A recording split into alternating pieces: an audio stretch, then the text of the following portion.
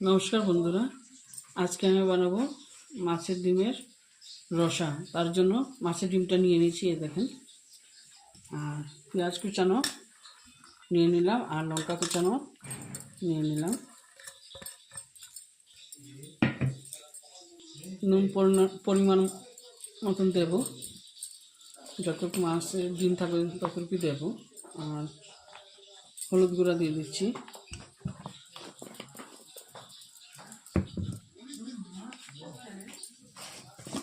আর বেসন দিচ্ছি, দিয়ে ভালো মতো মাখিয়ে নেব। এই দেখেন, ভালো মতো মাখিয়ে নিয়েছি। এখন গরম তেলের মধ্যে দিয়ে বড়াটা করব।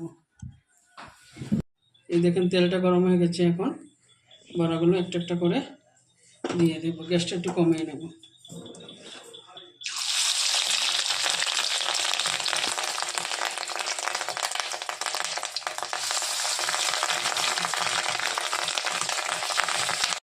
এই দেখেন বন্ধুরা, আমার মাছের ডিমটা হয়ে গেছে। এখন নামিয়ে নিচ্ছি। সবগুলো এরকম করে নেব, তারপরে রসা করব।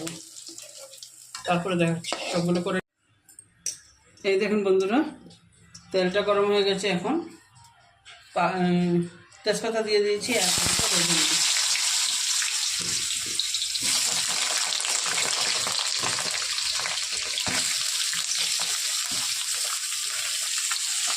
একটু নুন আর হলুদ দিয়ে লাল করে ভেজে নেব।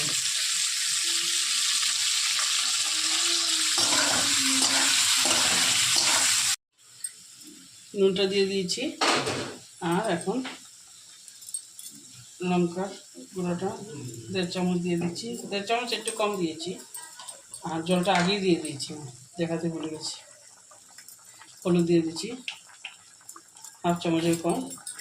এখন মতে কষিয়ে নেব। আলুটা মশলাটা কষানো হয়ে গেছে। এখন পেঁয়াজ আর আদা বাটা দিয়ে ভালো মতো আরও কষিয়ে নেব। এটা বন্ধুরা, আমার আলু কষানো হয়ে গেছে। এখন জলটা দিয়ে দেব।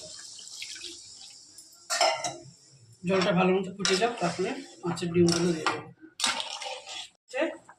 এখন ঝুলটা ফুটে গেছে। এখন মাছের ডিমের বড়াগুলো দিয়ে দিচ্ছি, দিয়ে একটু ফুটিয়ে নেব।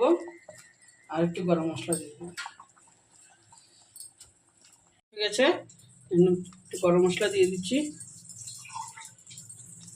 দিয়ে নামিয়ে নেব।